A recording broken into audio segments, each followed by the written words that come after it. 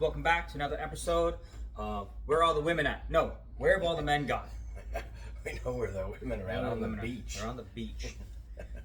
We had a little hiatus. We had a couple of vacations mixed in for us and some other time, but we're back. And a lot has happened since the last time we were chatting. There's a lot of Curiosity is where all the men at. Well, and it's you know, we were both in foreign countries. I was in the States and he was in Dominican Republic, and we're getting bombarded in the news and the media and stuff about this and this. The people, they are just as confused as us Canadians are about what is going on. Like there was, you guys are from Canada, and we're chatting. There's no animosity. There's no animosity. So where's this animosity coming from in the media and social media and all the crap that's going on? And that's my curiosity too. Well, and that's with one of the coaches we have, and he's talking about how do you see psyops and how do you know controlling the narrative and all that other stuff. And it comes down to the big thing of where all the men at. Where are the people standing up and saying this shit's not happening? This is bullshit. This isn't happening. I was just there with thousands of people talking. And they're all like, Chicago. In Chicago, yeah. And there's welcoming and loving, and they're like, what do you think about this? I'm like, I don't know what to think. I don't quite understand why we've been friends for so long, what the agenda is. I'm sure we'll figure it out soon or what's going on, but they don't have an issue with Canadians or people, and we don't have an issue there. Yeah. It's just... What I find curious is how many Canadians are posting online about all the craziness down south, and it's like, first of all, why? Because you don't have a say. You have no voice. Yeah. If those people voted him, respect it. You don't have to agree with it. Yeah. But you should respect it, and that's a masculine trait. I completely disagree. Yeah. But I respect your decision. Yeah. And that isn't happening. Well, that definitely not happening here, and it's weird because in the States, it's very much been, I don't agree with him. I didn't vote for him, but he's our president. Well, as it should be. He's our president, and away we go. And we're seeing a lot of disjointedness when it comes to that. And really, in Canada, they're like, he's a piece of crap. I don't like him. It's like, okay, so you don't fucking like him. A, you have two options. A, do something about it, or B, shut the fuck up. Agreed. There's nothing... Honestly. Your opinion means zero to him or what they're trying to do there. We got to focus on us and what we have to do. Just like as a man, as a person individually, I can't... What you do is what you do. What I do is what I do. There's no... I was listening to a podcast on my way into coming in today to do this, and it was about excuses, and there was, talked about the Bible and how... God asked Adam about eating the fruit, and he laid blame, made excuses, saying it was the woman you gave me that made me do it, right? And then he asked Eve, well, it was the serpent that you sent that made me do it. There's always excuses for the actions. And he was like, you're doing it because you wanted to. You just made an excuse to do it or not do it in any way. Yeah. And people are just coming up with excuses to why, it's like this because of him, or we're in this situation because of him. We're not. We're not any situation because of anybody. We determine and determine what we're doing.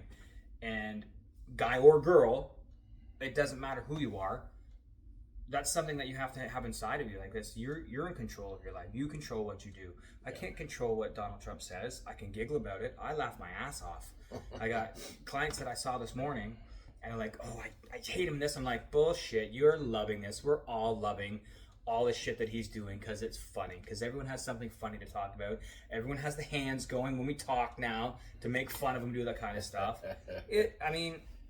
What he does is what he does. We just have to roll and do what we can do in any situation, regardless of what's going on, right? Yeah, and studying human behavior, I think the big part what people are missing is it's like a magic trick. It's like a magic show. Yeah. Here's what's going on in front of you. Yeah, it's just, what's the true narrative? There's clearly something going on over here that's distracting us from seeing here. Yeah. And that is as plain as day to anyone who studies this material. Yeah. And I get to you, like, well, how does that work? What is it? It's like, well, delve into it for yourself, because no matter what I say, you're not going to believe me anyway. So dig in. Having said that, having been in the Dominican, where there's a variety of different nations coming together, breaking bread at the same table. In fact, we were having the Japanese dinner, all kinds of countries sitting there enjoying each other's company. No animosity, no discussion of politics, just enjoying a meal together. And I think we need to come back to that. Yeah. We need to come back to forgetting about all the narrative that's going on and how are we as people? How's your family? How are you? Yeah. And getting back to decent, wholesome, healthy values as human beings. Stop this craziness. And I think the whole COVID bullshit had a lot to do with us getting away from it, because everyone got isolated and stopped doing things. And we recently started. My wife's uncle said, "I want to have everybody over for dinner," and he was talking to my wife, and he's like, "We don't get together anymore because this isn't." He goes, "I want to get together with each other again. Like I don't want to be separate and not get together." And I think a lot of people are feeling like that. Well done. Like, and I'm like, awesome, let's do it. Like, do we want to make this a monthly thing? Do we want to, so my wife and I decided Sunday nights we're going to be fucking British apparently and do a roast Sunday evenings now, like a roast dinner. I don't know where she got this shit from, but she wants to do that. And then that's awesome. Our boys are all out now, so it's just us. I'm like, you're going to cook this up. So, invite her mom, invite her uncle, whatever, to have people to come over. But I think, yeah, we've lost that connection with not only our family, but just that connection with people in general. Yeah. And it doesn't take much. It takes, hey, how's it going? Just spark up a conversation with anybody. It really isn't, it isn't difficult. And you'd be amazed at how responsive people are, because everyone's gone through the same thing for the last few years. Is it okay to talk to people? What are they? Now, if you're wearing a mask, I probably won't talk to you. Just fucking with you. But yeah, I mean, we've definitely lost that connection with people, and we need to rebuild that. Like we need to bring that back to each other, right? Absolutely. What's happened over the last few years is divide and conquer. It's a pretty straightforward strategy. As soon as you divide the people, create the narrative and conquer, and that separates families. And that separates people, and that is unwise. We are herd creatures. We are meant for love and connection, and having those Sunday dinners is incredibly wise. Having any healthy connection, whether that be through something spiritual or otherwise, getting together with your herd, your people, the people that vibrate with you, is something we should all be getting back to on a very regular basis. Whether that be sport, dinners, whatever it is, we need it. We literally, physiologically need it. So I think that's great that that's going on. So, and I love a good roast dinner. Yeah. Like I said, apparently we're British now. Your wife would like that. She would like it. So really the message is, now that we're back in doing this, is it masculine to want to make those connections? Of course it is. There's nothing feminine or masculine about that. There's nothing wrong with wanting to make those connections. If it's something you want to do and you're passionate about, you need to do it. That's the masculine we're drawing out. Yeah. Listen, this is something that's missing in my life. I want it back. So fucking get it back. Get that. Yeah. Take it back and do what it is, and make those little connections. It doesn't have to start, like we've said, with goal setting and all this other stuff. You don't have to fucking jump into the deep end. Take a little step and say hi to someone, or just do those little things with the family, or whatever it is, if that's what you want. If you don't, don't. That's healthy masculine says we have to stop the fear. Yeah. Like, work through the fear. I get that we're all afraid. Face the fear, step into it, and let's start getting back together again. Let's start meeting with our friends, our family, and maybe make some rules right now is to set certain conversations aside, because it's destroying things. Oh, yeah. So I think especially the political front's just silly. Well, yeah. Like, we get it with my partners, with my wife's side. They hate that Donald Trump. Like, hate's a strong word. Holy shit. I've never met him. And then they'll say, "Oh, how's your buddy Donald Trump?" I said, "I'm not my friend, but I never met the dude. I doubt I would be friends with him. He's fucking 80. Why would I? Like, there's not. Like, I don't. I so find there's it so fascinating that way. I'm the type of person, like, okay, you get to think what you want, but so do I, and I get to have my opinions on things as well. So, Motley Crue fan here. Oh, I love it. So if that's what you have to do, put your little barriers out. Say, we're not going to discuss any of this. If it comes up, we put it. And then, build your bridges. It used to be very common publicly and privately even, okay, most families, not all, some families thrive on it, was we don't talk politics at the table. Yeah. We don't talk this at the table. Or whatever the kind of rules were that created division. Right. We set the dividing things aside and then we connect. And I think that's what we got to come back to with creating the healthy masculine again. Because we don't need bickering. We don't need any of the bullshit that's going on. We need people. We need connection again. Yeah. And it was curious when I was on the beach in the Dominican watching where have all the men gone? Where's the masculine traits? What am I seeing?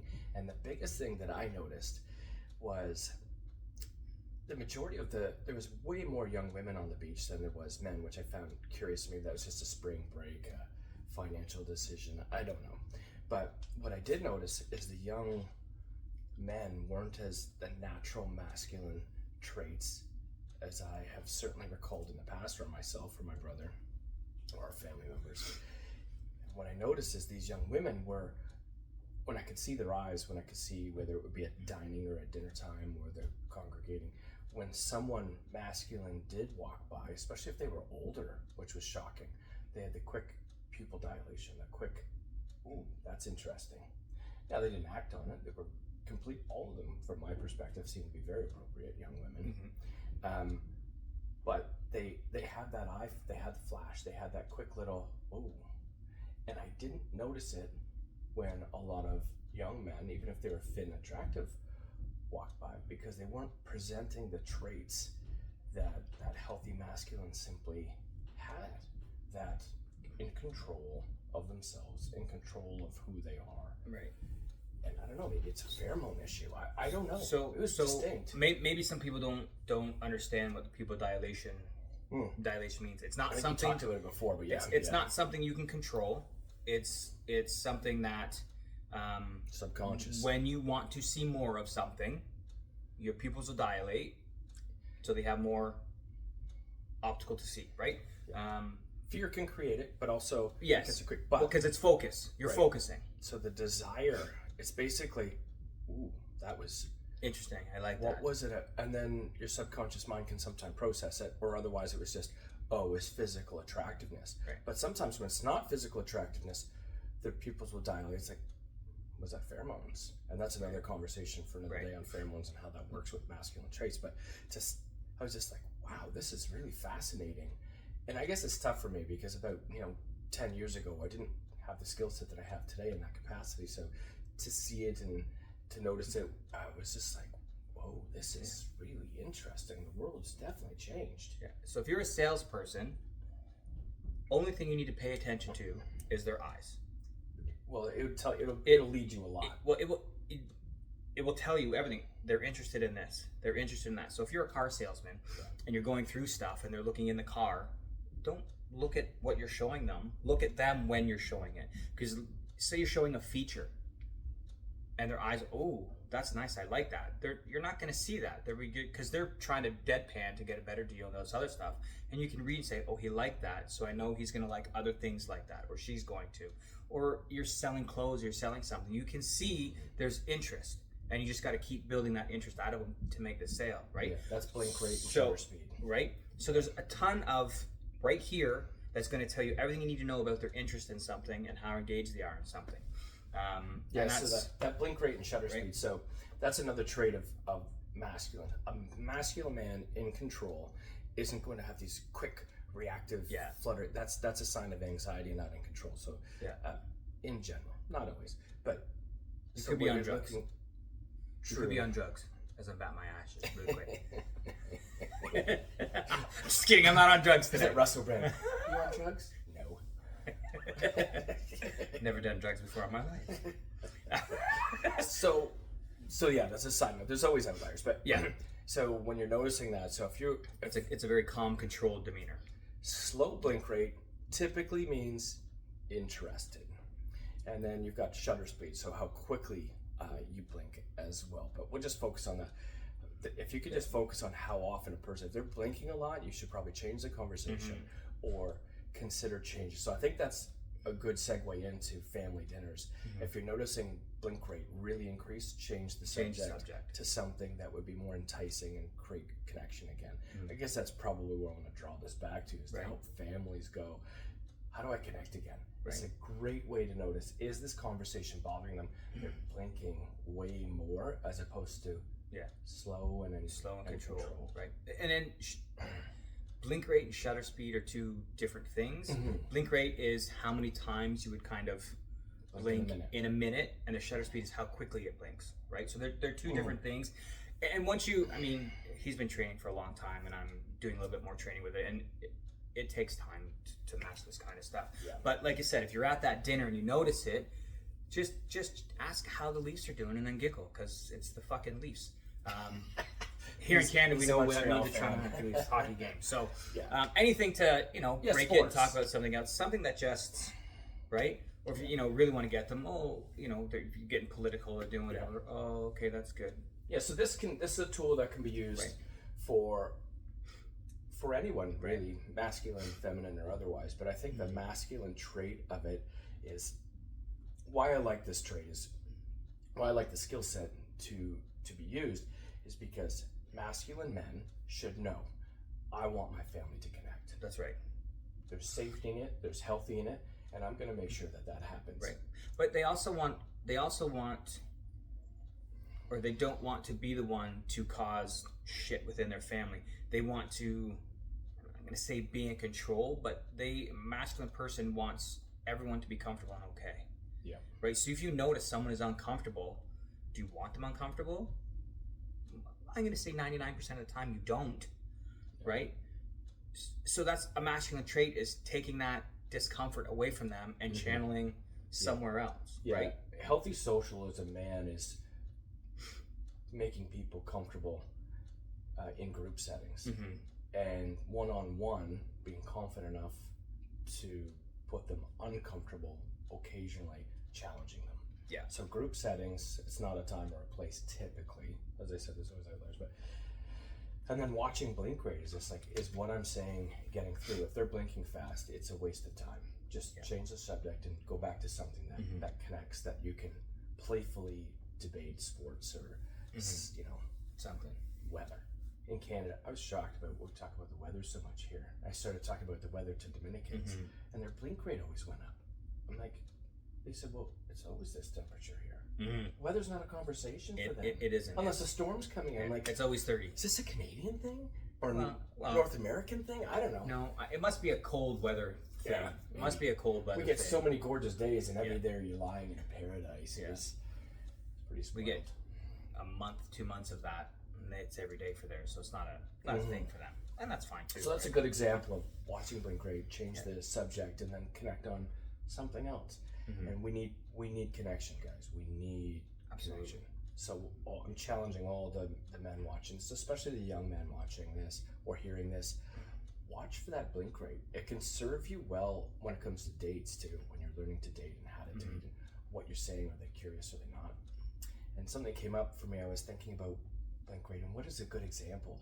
And this is for probably the older crowd like us, would be Indiana Jones in the Temple of Indiana Jones, Raiders of the Lost Ark.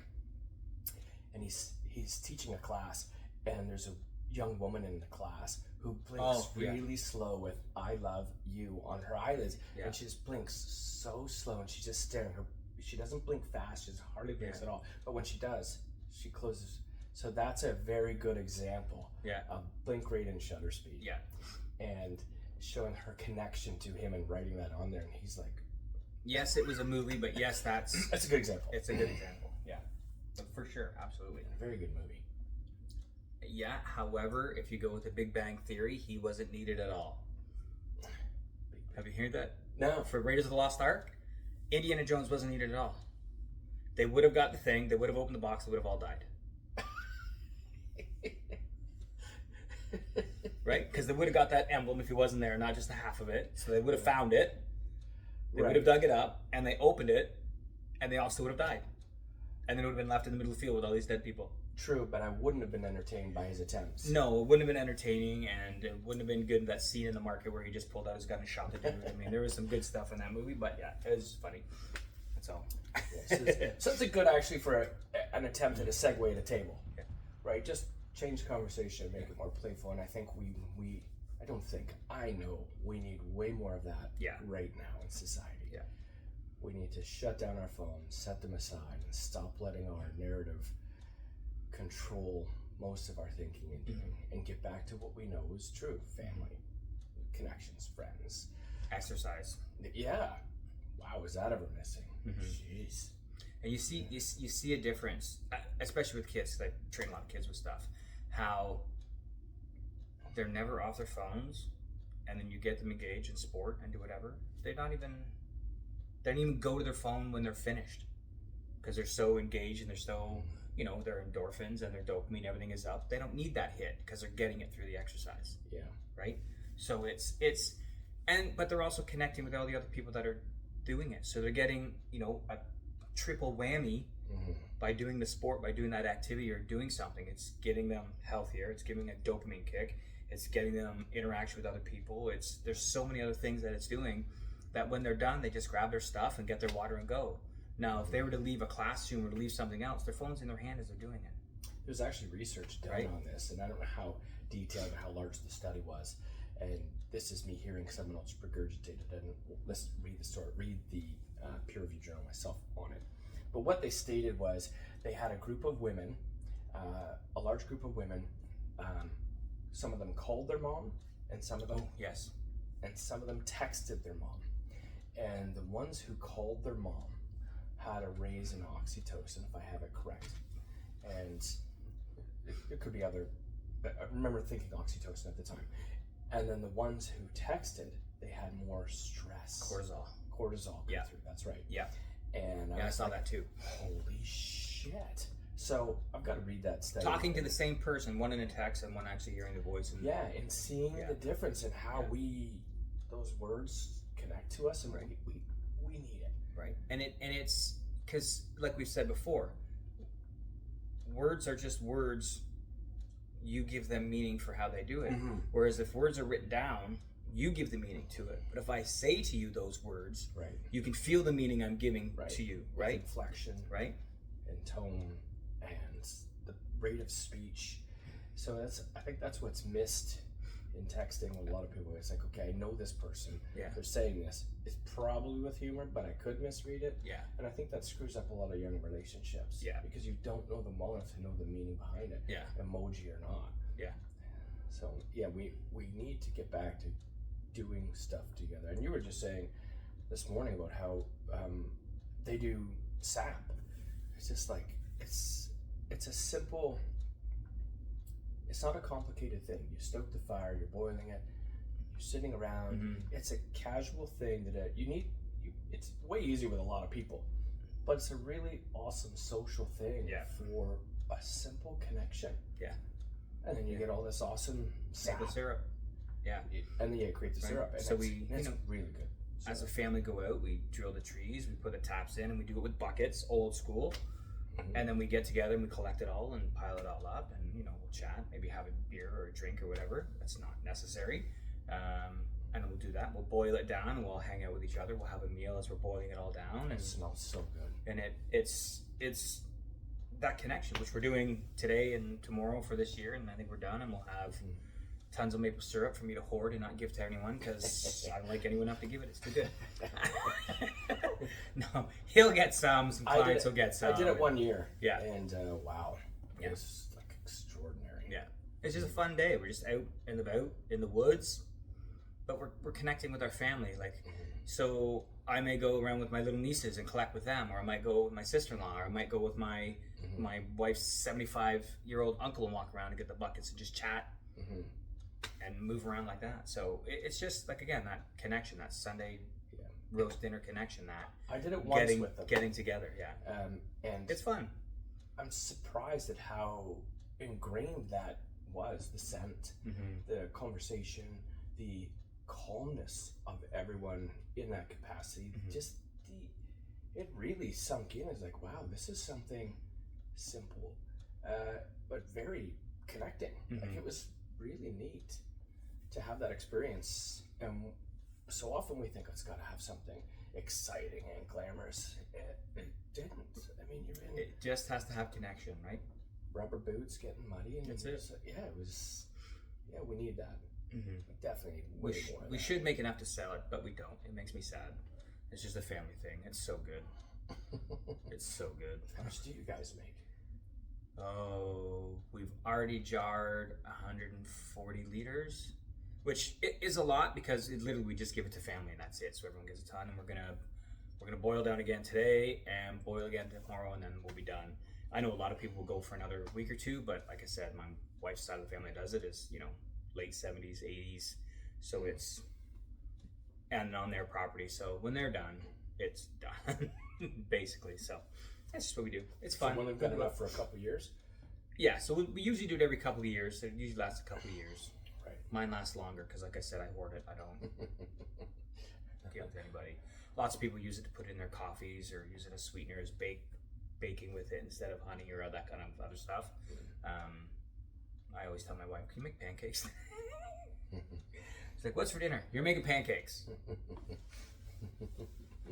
It's good. I don't know what to tell you.